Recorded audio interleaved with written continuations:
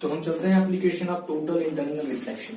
बहुत ही इंपॉर्टेंट है, आप लोग बहुत ध्यान से पढ़िएगा, परीक्षा में कई बार पूछा भी जाता है कि ब्राइटनेस ऑफ डायमंड, हीरे की हीरा चमकदार दिखाई देता है क्यों। और मरीचिका की घटना, वैसे तो कई सारी घटनाएं होती हैं, जैसे कांच में पड़ी दरार का चमकता हुआ दिखाई देना, ये सारी चीजें जो है टोटल इंटरनल रिफ्लेक्शन और क्रिटिकल एंगल के अंडर में ही आती है उसकी एप्लीकेशन। तो हम टोटल इंटरनल रिफ्लेक्शन के कुछ एप्लीकेशन को पढ़ लेते हैं। जैसे कि ब्राइटनेस ऑफ डायमंड, हीरा चमकदार दिखाई पड़ता है क्यों, हीरा इतना चमकदार दिखाई देता है क्यों, ऐसा होता है। तो चलिए आज हम आपको बताते हैं कि कैसे होता है, उसको इतना चमकदार दिखाई कैसे देता है। तो देखिए, तो इसे समझने से पहले सबसे पहले मैं आपको बताता हूँ, मैंने क्रिटिकल एंगल जब आपको समझाया था उस समय मैंने आपसे कहा था कि जब प्रकाश की किरण, पहले आप देखिए कि जब प्रकाश की किरण एक मीडियम से दूसरे मीडियम में जा रही है, एक पारदर्शी माध्यम दूसरे माध्यम में जा रही है, उसका अपवर्तन हो रहा है। जैसे जैसे आप एंगल ऑफ इंसिडेंस को बढ़ाते जा रहे हैं, आप ऐसे यहां से बढ़ाइएगा तो एक सिचुएशन ऐसी आएगी जब रिफ्लेक्ट होने वाली जो ये रे है, रिफ्लेक्ट होने वाली जो ये रे है वो यहां से रिफ्लेक्ट होगी। ऐसे मान लीजिए अगर यहां हो जाए तो यहां से रिफ्लेक्ट होगी। उस सिचुएशन में आर की जो वैल्यू होगी वो 90 डिग्री हो जाएगी। क्या हो जाएगा? आर बराबर 90 डिग्री। और उस सिचुएशन में जब आई होगा आप कहेंगे वो बसी है। तो हीरे का जो क्रिटिकल एंगल होता है वो 24 डिग्री होता है। कितना? बहुत ही कम, 24 डिग्री।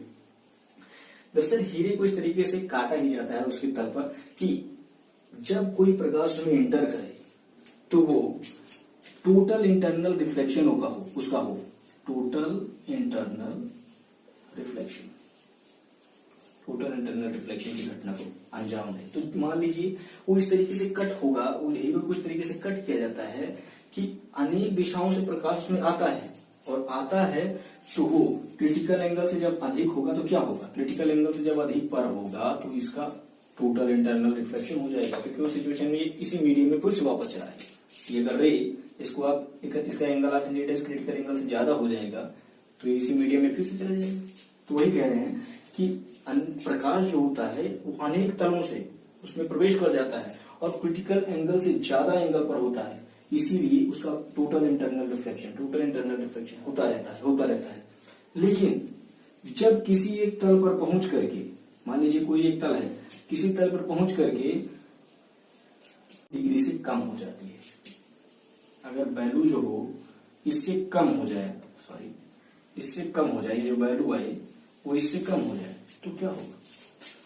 तो क्रिटिकल एंगल से अगर वैल्यू कम हो जाएगी तो ये 90 डिग्री नहीं होगा और ये फिर से इसी मीडियम में चलाएगा, मतलब उस तल से प्रकाश बाहर आ जाएगा। जिस तल पर जैसे प्रकाश गया था अंदर, टकरा रहा था अनेक तलों से टकराया, जिस तल पर पहुंचकर 24 डिग्री से उसकी वैल्यू कम हुई, एंगल 24 डिग्री से कम हुआ, उस सिचुएशन में उसी तल से वो प्रकाश वापस लौट आता है।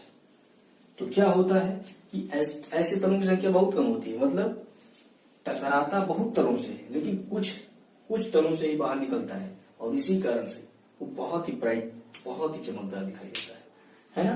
तो हीरे के चमकदार दिखाई देने का कारण यही होता है कि उसके प्रवेश करने की जो दिशाएं होती है, अनेक तलों से प्रवेश कर सकता है, अनेक दिशाओं से, लेकिन उस निकलने की कंडीशन होती है, यही होती है कि जब तक क्रिटिकल एंगल से कम होगा नहीं तब तक वो बाहर निकल नहीं पाएगा। ठीक है, क्योंकि अगर क्रिटिकल एंगल से ज्यादा टकराता रहेगा, क्रिटिकल एंगल पर ही है तो ये बाहर तो निकलेगा नहीं, इसके सीध में रहेगा। जैसे ही कम होगा वैसे उसी तल से वो बाहर निकल आएगा। इसी कारण से हीरा आपको बहुत ही चमकदार दिखाई देता है। ठीक है, कि बहुत अनेक दिशाओं से प्रवेश तो कर जाते हैं, उसमें टोटल इंटरनल रिफ्लेक्शन होता रहता है, लेकिन जिस तल पर क्रिटिकल एंगल से वैल्यू कम होती है उसी तल से प्रकाश बाहर आ जाता है, और उसी तल से प्रकाश बाहर जाता है, ऐसे तलों की संख्या बहुत कम होती है, इसीलिए क्या होता है, बहुत ब्राइट दिखाई देता है हीरा डायमंड। ठीक है, तो अगली कंडीशन में पढ़ते हैं मिरर फॉर्मेशन क्या होता है। तो ऐसा आपने पढ़ा होगा बुक्स में कि जब रेगिस्तान में क्या होता है कि कोई वृक्ष हो तो उसका उल्टा प्रतिबिंब दिखाई देता है। ऐसा क्यों होता है? ये जो इमेजिनेशन है, इमेजिन इंसिडेंट है, ये क्यों होता है, यही आज हम करेंगे, कंसीडर करते हैं। कि मान लेते हैं कि ये आपका ये कोई एक वृक्ष है, ठीक है, और यहां पर आप खड़े हैं, तो उस सिचुएशन में कहा जाता है उसका उल्टा प्रतिबिंब दिखाई देता है। ठीक है, उसका उल्टा प्रतिबिंब दिखाई देता है। कैसे दिखाई देता है हम ये कंसीडर करते हैं। देखिए, होता क्या है कि आप जानते हैं कि रेगिस्तान में टेम्परेचर बहुत ज्यादा होता है, रेत होती है, तो आप जानते हैं कि रेत के पास का जो एरिया होगा वो कुछ ज्यादा ही गर्म होगा, मतलब यहाँ टेम्परेचर कुछ ज्यादा ही होगा। मैंने आपको बताया था कि अपवर्तनांक जो होता है वो टेम्परेचर पर इफेक्ट डालता है, टेम्परेचर अपवर्तनांक पर इफेक्ट डालता है। इसका मतलब ये होगा, मैंने कहा था टेम्परेचर ज्यादा हो जाएगा तो उसका जो रिफ्लेक्टिव इंडेक्स होगा वो घट जाएगा। इसका मतलब टेम्परेचर यहाँ ज्यादा होगा, यहाँ थोड़ा कम होगा, यहाँ थोड़ा और कम होगा, यहाँ थोड़ा और कम होगा।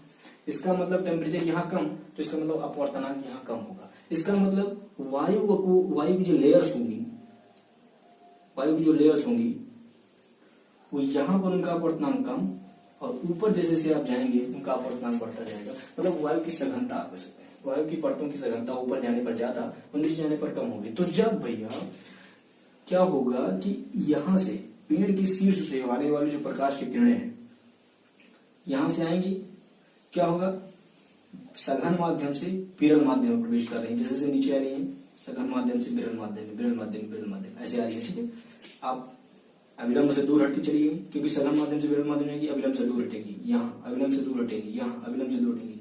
तो एक सिचुएशन ऐसी आती है, आप जानते हैं कि जब अपवर्तन होता है तो एक सिचुएशन ऐसी भी आती है कि जैसे जैसे आप आई की वैल्यू बढ़ाते जाते हैं तो पहले एक यहाँ आता है, यहाँ आता है, फिर एक सिचुएशन ऐसी आती है कि यहाँ से जाता है, जिसे आप क्रिटिकल एंगल कहते हैं। ये आपका आई सी के बराबर हो जाता है और आर आपका 90 डिग्री हो जाता है, ये होता है। ठीक है, क्रिटिकल एंगल। और जैसे ही इससे ज्यादा एंगल ऑफ इंसिडेंस होता है वो फिर से अपने उसी पहले वाले मीडियम में परावर्तित हो जाती है। तो ठीक है, जैसे जैसे यहाँ आती है तो ये अविलंब बढ़ता गया, ये जो अविलंब से इसकी दूरी बढ़ती गई। जैसे कि यहाँ सघन था, यहाँ से आई, जैसे मान लीजिए यहाँ कोई किरण आई तो अब यहाँ से यहाँ तक आई, थोड़ा सा अविलंब से दूर हटी, इधर से इधर तक आई और सघन से विरल में आई और थोड़ा सा दूर हटी, यहाँ से इधर और थोड़ा दूर हटी।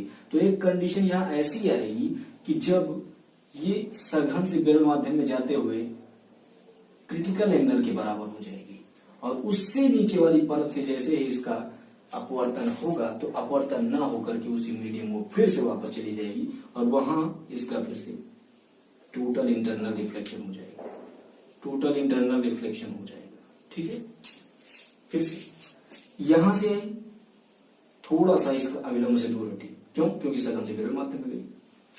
जैसे मान लीजिए ये आपका ट्री है, ये आपकी वायु की परतें हैं, यहां पर आप खड़े हुए हैं, ये आपका कहा जाता है कि इमेज मान लीजिए ये बन रही है इसकी, ऐसा आपको दिखाई देगा कि कैसे दिखाई देगा, ये आप देखिए कि यहां से जैसे मान लीजिए किरण चली, ठीक है, तो चूंकि सघन माध्यम है और नीचे अपवर्तनांक क्या होगा, टेम्परेचर के कारण घटेगा, तो मतलब ये ऊपर की परतें सघन और नीचे की परतें विरल। ठीक है, तो जब सघन से विरल में आएगी तो मैंने कहा था कि विरल से थोड़ा दूर हटेगी, ये मान लीजिए इतनी दूर हटी, यहां तक आई, यहां से आएगी और दूर हटेगी, फिर ये इधर से आएगी और थोड़ी दूर। तो एक सिचुएशन ऐसी आएगी कि ये क्रिटिकल एंगल के बराबर होगा और जब इससे ज्यादा एंगल ऑफ इंसिडेंस होगा तो ये उसी मीडियम में फिर से वापस आएगी। तो ये इधर से मान लीजिए यहाँ आई, यहाँ से टकराने के बाद इससे ज्यादा करेंगे तो ये फिर से उसी मीडियम में वापस, उसके बाद फिर से विरल से सघन में जाने लगी, उसमें फिर से वापस। तो इस कंडीशन में ऐसा दिखाई देता है, इसी कंडीशन में कि ये जो रे है, ये जो नीचे से ऊपर तक फिर से टोटल इंटरनल रिफ्लेक्शन हुआ, तो ऐसा लगता है जैसे किरणें यहां से आ रही, यहां से। बात ये थी कि नीचे से, ये पहले देखिए यहां से इसका अपवर्तन हुआ, अविलंब से दूर हटी, यहां से अपवर्तन हुआ, लेकिन एक सिचुएशन ऐसी आएगी जब इसका टोटल इंटरनल रिफ्लेक्शन हो जाएगा, मतलब फिर से विरल सघन माध्यम में जाने लगेगी। और इस सिचुएशन में देखने पर आपको ऐसा लगता है, तो उस सिचुएशन में जब आप देखते हैं तो आपको ऐसा लगता है कि यहां से आ रही, और इस सिचुएशन में आपको उस ट्री का, उस पेड़ का उल्टा प्रतिबिंब दिखाई देता है। तो ये कंडीशन होती है। ठीक है, कि सघन से विरल में आती है, विरल से दूर हटती जाती है, और एक सिचुएशन ऐसी आ जाती है कि जब वो टोटल इंटरनल रिफ्लेक्शन हो जाता है, और उस टोटल इंटरनल रिफ्लेक्शन के कारण आपको दिखाई देता है कि जैसे ये सीधा नहीं उल्टे पेड़ से आ रही है, और वही आप देखते हैं तो आप कहते हैं कि रेगिस्तान में मरीचिका है। ठीक है, तो हमने कहा, एक बार शॉर्ट में एकदम समझते हैं कि हमने कहा कि पेड़ के शीर्ष से जब प्रकाश की किरण आती है तो चूंकि नीचे रेत है, टेम्परेचर ज्यादा है, इसका मतलब अपवर्तनांक कम है, अपवर्तनांक कम है तो यहाँ जो वायु की परतें हैं विरल माध्यम की तरह व्यवहार करेगी, ऊपर सघन माध्यम होगा, जैसे जैसे आप ऊपर जाएंगे सघन माध्यम हो जाएगा। ठीक है, तो हमने कहा कि जब मतलब सघन माध्यम से विरल माध्यम में आ रही है, इधर से आ रही है, तो जो आप जानते हैं सघन माध्यम से विरल माध्यम में किरण आएगी तो क्या होगा, उसका वो अभिलंब से दूर हटेगी। तो यहां अगर आप बना दे अभिलंब तो ये थोड़ा इधर हो जाएगी, इधर बनाएंगे, इधर, क्योंकि अब सघन से विरल में आ रही है ना, तो इधर से इधर। तो एक सिचुएशन ऐसी आएगी कि जब ये अपने इसका एंगल ऑफ इंसिडेंस इतना हो जाएगा कि क्रांतिक कोण से इसका रिफ्रैक्शन होगा, और जैसे ही क्रांतिक कोण से इसका थोड़ा सा इसका एंगल ऑफ इंसिडेंस ज्यादा हुआ, बस तुरंत इसका टोटल इंटरनल रिफ्लेक्शन हो जाएगा। और जब टोटल इंटरनल रिफ्लेक्शन होगा, मान लीजिए यहां पर, मान लीजिए कि यहां पर इसका टोटल इंटरनल रिफ्लेक्शन होना यहां से शुरू हुआ, इसका मतलब अब ये विरल माध्यम से सघन माध्यम में जाएगी। तो जब विरल माध्यम से सघन माध्यम में जाएगी तो अभिलंब की ओर झुकती चली जाएगी।